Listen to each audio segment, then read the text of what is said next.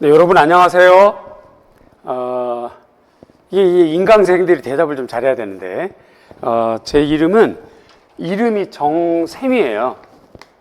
이름이 두 글자입니다. 그래서 여러분들 이렇게 불러주시면 좋겠고요. 공식적으로는 이렇게 되고, 그냥 가깝게 편하게는 선생님 이렇게 하시면 되겠고, 때로는 이렇게 동료 예비교사들에게 여러분들이 스터디하면서 누구 선생님 하다가 또 정 선생님 하면 막 서로 헷갈리니까 동료 교사 부를 때는 선생님, 여러분들 다 학원에서도 여러분들을 선생님이라고 불러주죠. 임용만 그렇습니다. 보통. 왜냐하면 교사 자격증이 있고 사립이라든가 기타 어디에서든 부르면 바로 선생님 할 수 있으니까 그렇게 됩니다. 현직 선생님도 계세요. 도관 내신이라고 하는 것 때문에 현재 근무하고 있는 근무 지역을 바꾸고 싶을 때 시험을 또 봐야 돼요. 그냥 바로 연결이 안 되니까. 그래서 그런 선생님도 있고, 그래서 전체적으로 선생님하고 부릅니다. 그럴 때는 이제 저한테 교수님 하시면 되겠고, 그냥 나만 단독으로 있을 때는 편하게 선생님 하시면 됩니다.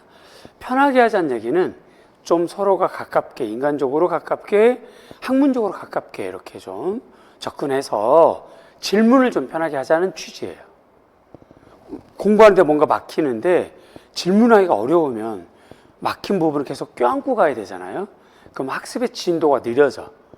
그래서 그럴 때마다 그때그때 좀 편안하게 개인 과외 교수님 같은 느낌으로 편안하게 하려고 선생님이라고 부르고 하는 겁니다. 강의는 이름,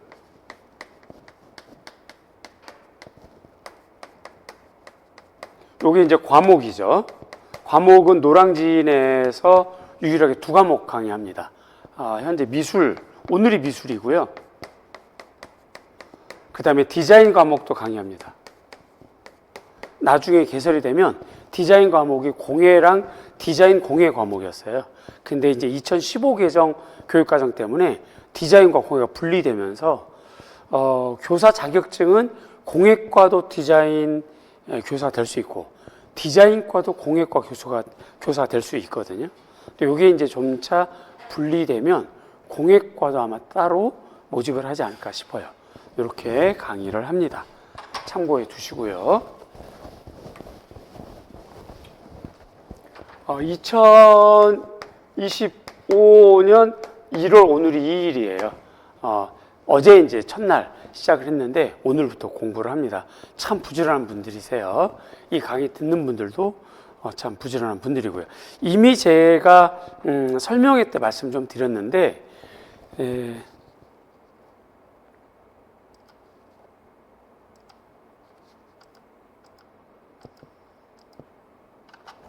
1년 커리큘럼이 이렇게 됩니다. 지금 우리가 이제 1, 2월 기본과 핵심 이론 강의를 합니다. 이론 강의 책은 이렇게 되어 있는 책 상권, 학원. 학원은 전부 다 미술사. 여기에는 이제 미술 교육론, 그 다음에 이제 다른 영역, 이른바 표현 영역이라고 하는 것.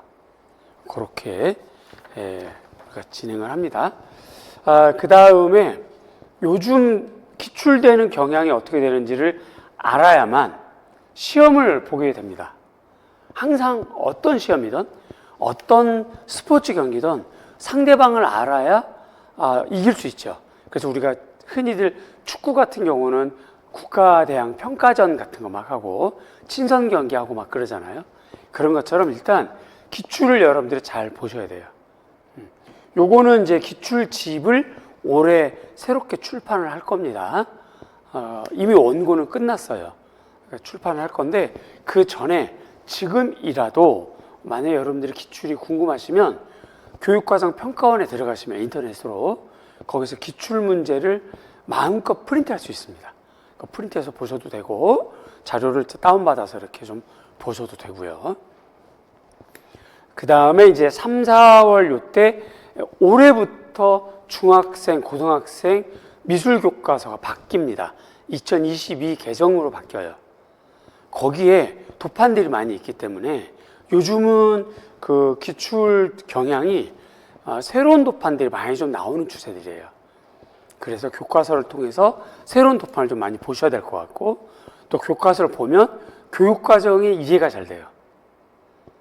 그런 것들을 우리가 얻어낼 수 있기 때문에 교과서를 보는 겁니다. 한편 표현 영역이라고 하는 것, 서양화, 동양화, 이때 서양화, 동양화는 미술사 빼고 매체죠, 매체.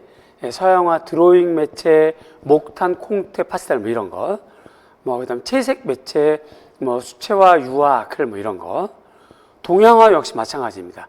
수묵산수화, 수묵 진체화 뭐 이런 거, 기법 이런 거를 서양화, 동양화라고 해요. 그 다음에 조소 역시 조소 감상 빠지고 미술사 빠지고 조소, 조각, 소조 뭐 이런 걸 얘기해요. 용접 이런 거, 청동 주조법 이렇게 그런 걸 말합니다. 그래서 서양화, 동양화, 조소, 판화, 그 다음에 서예 전각, 색채학, 디자인 역사, 디자인 일반, 시각 디자인, 제품 디자인, 공간 디자인 뭐 이런 애들을 우리가 전체 일컬어 표현 영역이라고 합니다. 보통 그런 것들을 요구할 때 도움이 많이 돼요. 교과서 분석할 때. 그래서 요건 좀 3, 4월 이렇게 되겠고, 사실상 이론 정리는 이렇게 넉 달에 끝납니다. 넉 달에. 우리는 기본서에 기본 내용과 심화 내용이 다 들어가 있고요. 그 다음에 이제 심화서는 요때 같이 볼 겁니다. 요때. 마인드맵은 지금부터 여러분들이 개별적으로 1월부터 외워나가기 시작하는 거예요. 그리고 이제 5월부터 꼭 120제라고 해서 딱 120문제가 아니라 그냥 일주일에 23문제를 풀어나가는 거예요. 문항수가 굉장히 많지요. 그냥 입에 좀 붙기 쉽게 120 이렇게 얘기한 거지, 실제 문항수는 8주 동안 한 주에 23문제씩 그렇게 됩니다. 그래서 160개가 훨씬 넘어가요. 그 다음에 요때 같이 볼 것이 기본서, 심화서, 마인드맵 같이 볼 겁니다. 요때 문제를 풀고 정답 해설을 해주고, 문항마다 필요하면 기본서 펴세요, 어떤 건 심화서 좀 보세요, 뭐 이렇게 얘기를 하게 됩니다. 그때 가서 또 안내를 해드릴게요. 7, 8월 영역별 문제풀이입니다. 그 다음에 9, 10월은 동영 모의고사, 파이널 정리 이렇게 됩니다. 11월 파이널 정리해서 작년에 막 미친 듯이 적중했죠. 11월 4주차 파이널 정리. 교수님 11월 4주에 임용고시가 있는데 11월 4주차가 있을 수 있나요? 우리는 9월, 10월을 7주로 계산합니다. 1주부터 7주까지 해서 7주가 종강이 되고, 10월 마지막 주, 즉 2달을 하면 8주가 되잖아요. 8주가 되는데 2달을 7주라고 우리는 얘기하고, 8번째, 즉 10월 마지막 주를 우리는 11월 1주로 따져요. 그렇게 돼서 11월 1주, 정말 11월 달에는 1, 2, 3 합쳐서 4주차가 되는 거지. 그때 작년에 엄청 적중을 했어요. 그러니까 이제 11월까지 우리 문제 풀고 이렇게 가게 됩니다. 그 중에서 오늘 1월 개강이에요.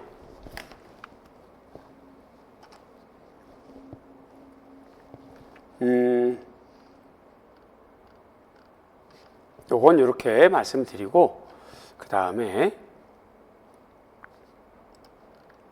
오늘 요게 여러분들이 받아본 프린트물 확인해 볼까요? 인강생들도 확인해 보시고 프린트물.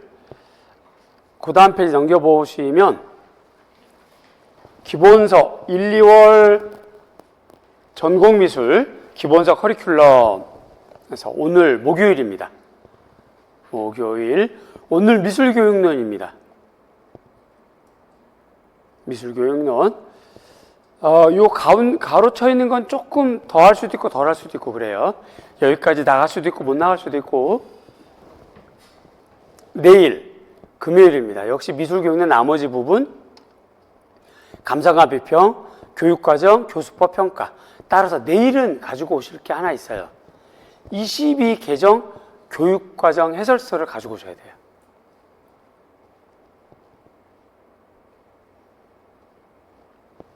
자, 22개정 2022 개정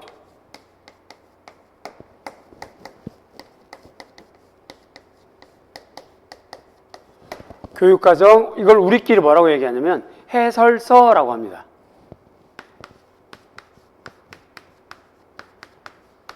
요 해설서라고 하는데, 요거 정확하게 구체적으로 말을 하면 교육과정은 국영수사과 은미체 전체를 다 총괄해서 국가가 이렇게 탁 틀을 만들어서 발표한 내용이 있고요.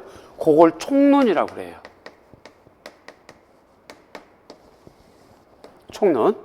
총론의 기준 삼아서 각 교과마다 특성이 다르겠죠. 그래서 빠져나온 것, 그 미술과, 뭐 영어과 이렇게 그런 애들을 각론이라고 그래요. 이거 우리는 미술과. 요거 국가교육과정 정보센터 가면 프린트할 수도 있고, 아마 요게 얇아요, 책이. 아마 이렇게 시중에서 살 수도 있고 그렇게 됩니다. 제가 그 표지를 좀 보여드리면,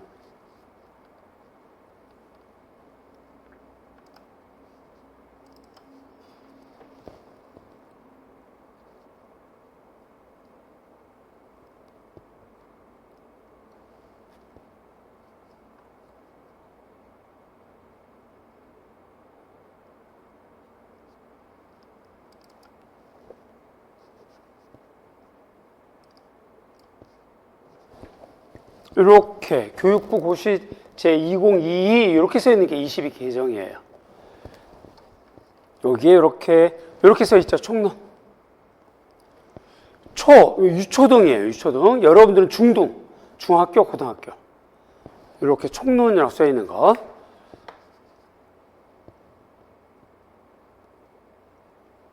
요거 이렇게 가지고 오시면 될 것 같고, 51쪽 정도 되네요, 전체가. 그 다음에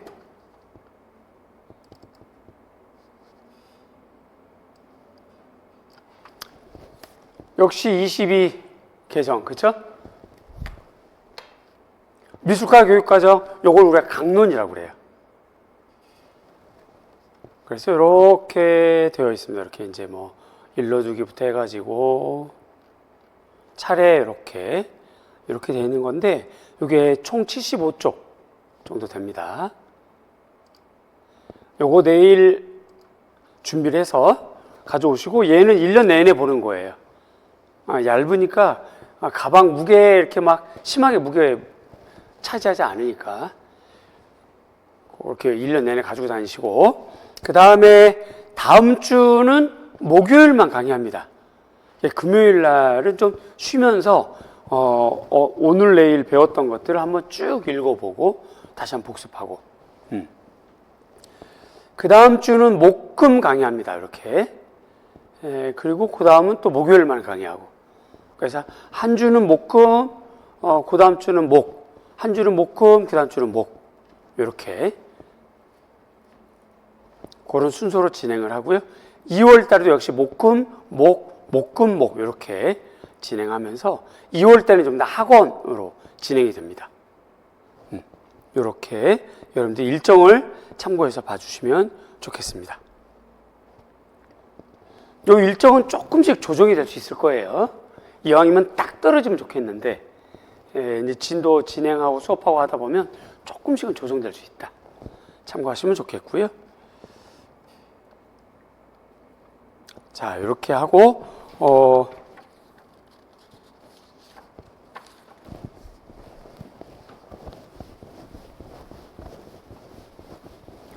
첫날이니까 제가 여러분들에게 좀 말씀드리고 좀 싶은 게 있어요. 첫 번째는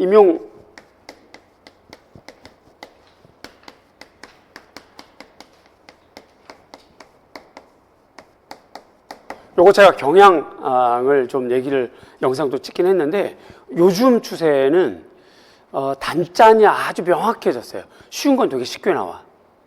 근데 어려운 거는 굉장히 넓게, 왜 그러냐면 보편적인 문제들은 다 출제가 됐거든요. 2014학년도 서술형부터 10년 가까이 보편적인 문제는 다 출제가 됐어요. 그래서 지금은 보편적인 것과 보편적인 것을 이렇게 융합해서 문제가 나옵니다. 그거 이따 또 말씀을 드릴 건데, 이쪽 사조와 예전이라고 한다면 2, 3년 전, 이쪽 사조만 쭉 한 문제가 포함이 됐다면, 뭐 예를 들어서 A형 1번, 그러면 뭐 DBA 사조만, 이해중심 사조만 쫙 냈다면, 요즘 추세는 이해중심 사조와 또 다른 사조의 학자를 묶어서 한 문제를 만들어요. 그런 추세라서 단짠, 기본과 심화를 아주 다양하게 확보할 수 있어야 됩니다. 그래서 기본,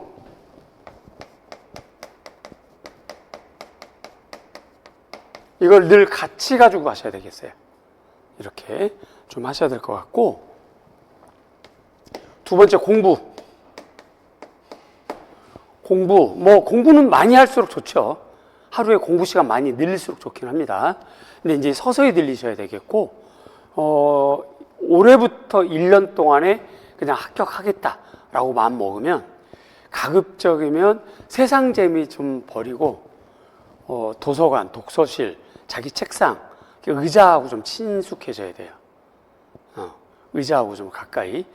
그렇게 해서 보내는 시간이 하루에 자기가 할 수 있는 시간 좀 많아야 됩니다. 그래서 원칙은 이게 이제 공부 시간이 많을수록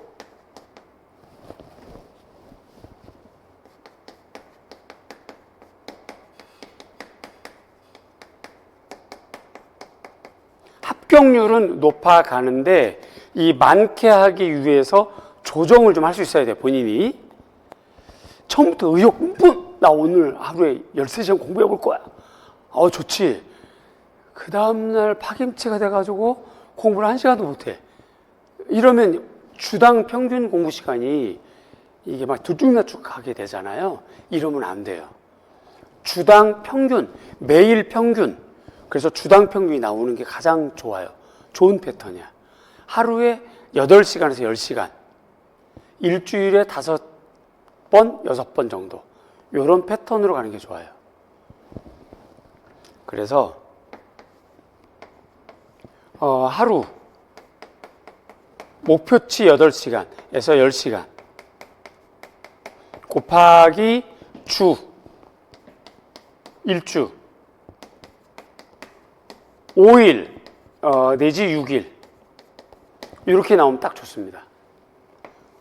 이게 목표치예요. 목표치 여름부터는 이렇게 하지 말라고 그래도 다 해요. 여름부터는 이제 막 마음이 급하니까. 근데 이제 1월부터 1, 2, 3, 4, 5월 요 정도 때까지가 이게 잘 안 돼.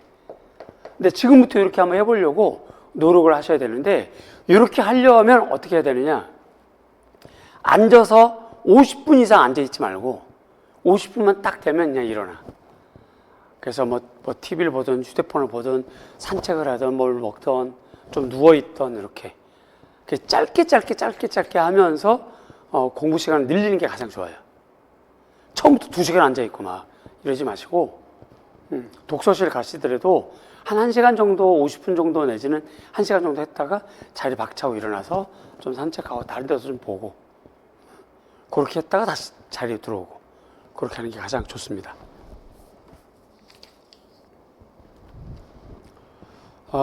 공부는 쉽게 하자. 재밌게 하자.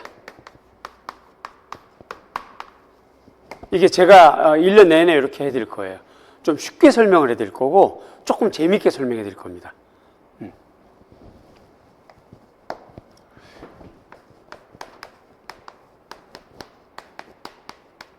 요걸 병행하셔야 돼요. 그런데 이것도 사실은 관념적인 거예요. 실제로 공부를 하다 보면 이해가 안 돼도 외워지는 게 있어요. 어떤 건 이해가 된 다음에 암기가 되는 게 있고, 어떤 건 암기된 다음에 저절로 이해가 되는 것도 있고. 그래서 이걸 이해가 먼저냐 암기가 먼저냐 이런 생각하지 말고 그냥 막 맞닥뜨려서 부딪혀보는 게 좋아. 그냥 읽어보고 이렇게 하는 게 가장 좋습니다. 마지막 기출을 보니까 기출을 보니까 안 나온 것 먼저 출제가 됩니다. 그래서 우선순위가 있어요.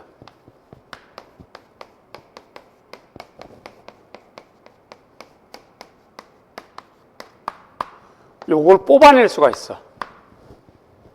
우선순위. 1번. 아직 미출. 미출이 뭐냐면 아직 출제되지 않은 거. 미출 먼저.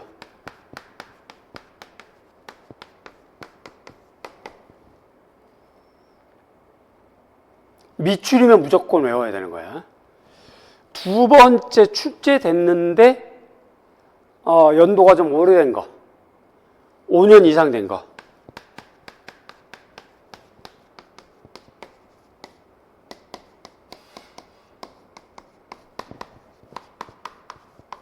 요거 먼저 하셔야 돼요. 요거. 세 번째 2년에서 3년. 특히 요거 같은 경우는 미결론, 오늘 배우는 미결론의 하나입니다. 미결론은 2, 3년 전에 나온 것도 또 내요.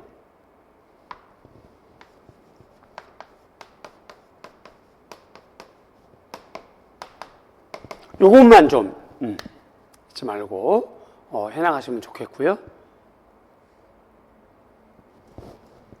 공부는 손으로 쓰면서 공부한다. 그렇게 보시면 좋겠습니다. 자, 요거 잊지 마시고 우리 직강생, 인강생.